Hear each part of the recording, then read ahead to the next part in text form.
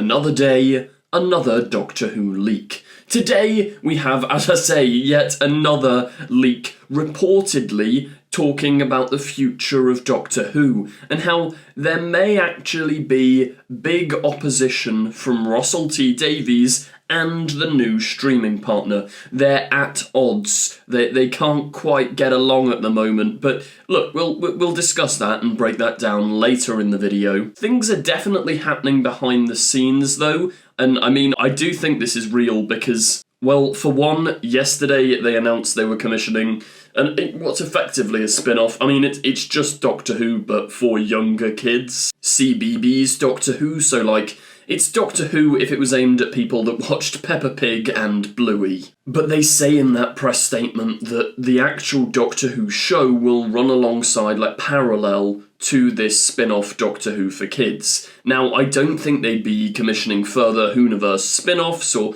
extra content, extra shows, if the franchise was completely dead. Like, it would be kind of mad to have this Doctor Who spin-off be the only Doctor Who material on TV. Like, the show from 2005 all the way to the present day, over 20 years, would come to an end and culminate in a CBeebies show, which I don't think they do. As I said yesterday, I voiced my praise for this idea because I think it's a genius way of, like, making not only a really entertaining and educational show for kids, but also creating the next generation of Whovians, which is exactly what the show needs right now. But let's just dive straight into this reported leak. New reported leak. BBC and Russell T Davies at odds with potential new Doctor Who partner. Now, for those of you not in the know, this is exactly what happened with the Disney Plus deal. Not that there were tensions or conflict, who knows, there might have been. But Doctor Who, in the current sort of TV climate, in the state of the BBC being defunded, if it wants to compete with shows like The Mandalorian or any of the Disney Plus things, I was about to say Stranger Things, but let's be real, there's no way Doctor Who's going to get that level of budget, unless maybe the new streaming partner's Netflix, but it's probably not. But point is, BBC and BBC Studios can't really fund enough Doctor Who. They could definitely make a sort of season of specials a year, similar to the 60th anniversary. You could have like 3 big feature-long event specials a year, which, I can't lie, it's not ideal. I'd like more episodes, but that wouldn't be the worst thing in the world. The leak continues. A leaker active on Gallifrey Base and the Doctor Who Leak Discord, who has previously provided accurate details about the initial Disney Plus deal back in 2022, which means they probably have someone on the inside, which does make this more likely to be true. Like, that they aren't leaking random things, it's always to do with this sort of business side of stuff. So it would make sense that whoever leaked the Disney Plus stuff back in 2022 would also have knowledge to whatever's going on with the big partnership for Doctor Who in 2025. This new partner is said to be on a similar scale to Disney, but the negotiations are reportedly more complex this time around. So if we're trying to work out initially who this streamer is, I did talk in one of my other videos, you can go and check it out, the likelihood of various streamers. I think we've got good contenders being Amazon Prime, Netflix, HBO Max, which I think is now just Max. I know there's Apple TV as well, but like, I don't know, it doesn't feel like it's as much a part of the streaming club as those other 3. So I'd imagine it's one of those 3. Probably not Netflix. I don't see what Netflix would want with Doctor Who, but at the same time, as I said in the other video, they did sort of buy Black Mirror and keep making Black Mirror, so that there is a precedent for cool British sci-fi ideas on there. But why are these negotiations complex, apparently? Well, according to the source, the new partner is pushing for greater creative control following the underwhelming outcome of the Disney deal. Now, obviously, going into these negotiations is going to be a little bit tricky for Doctor Who and the BBC because they're kind of on the back foot. Back in 2022, they were shopping around for a new streamer. They probably had offers from all the big ones, and they chose to go with Disney.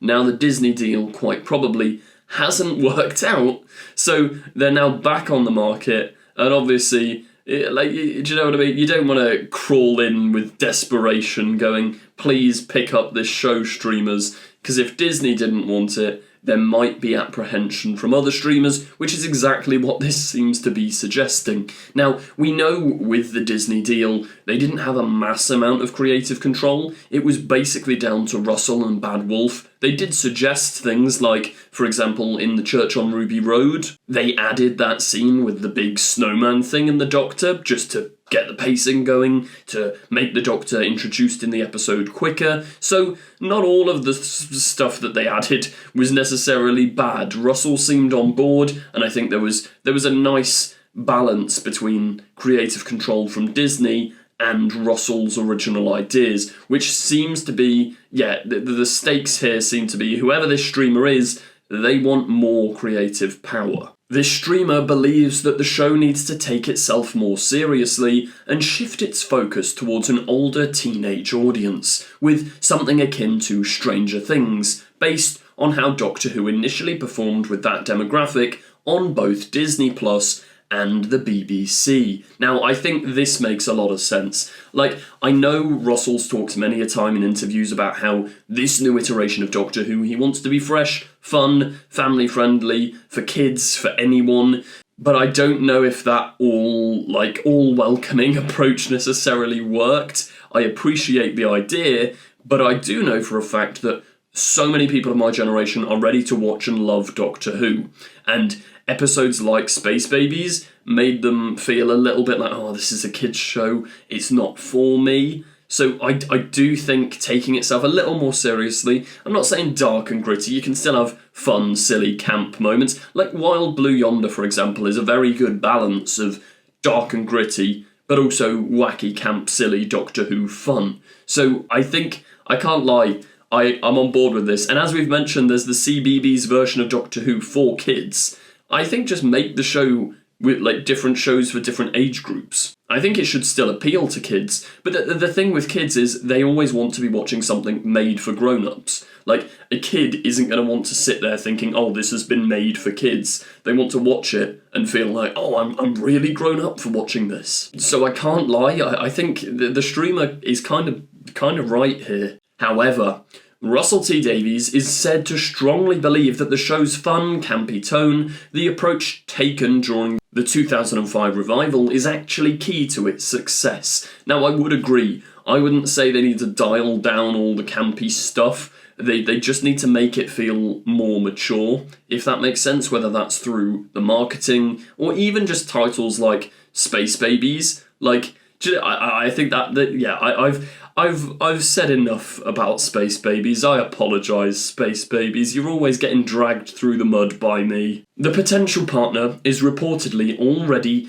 backed by a mix of fresh and seasoned creatives, many of whom they've worked with before, who are enthusiastic about the potential deal and eager to get involved in any way that they can.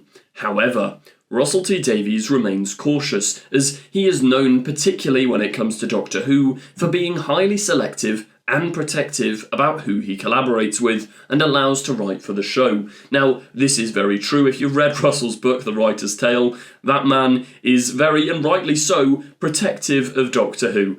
Fair enough to the guy. And who am I to question the vision of Russell T Davies? The man has written some of the best television ever, but I do think he does need to take on board that, starting with Space Babies, sorry to mention it again, but starting with that I think it scared a couple of people away. So there is a balance between these two opposing sides, I can't lie. Russell's genius writing and stuff, blend that with this sort of desire for a darker, edgier take that appeals to older people. I think families and kids and people will still watch. A lot of kids watch Stranger Things because they feel grown up watching it. I wouldn't even say make Doctor Who a 15. Keep it as a PG or 12, but make it feel a little bit darker, maybe a little bit like some of the Capaldi years. At this stage, both the BBC and Bad Wolf are reportedly backing RTD's vision, who is looking to stay on for at least 3 more seasons. Once again, could be just hearsay and logic piecing together,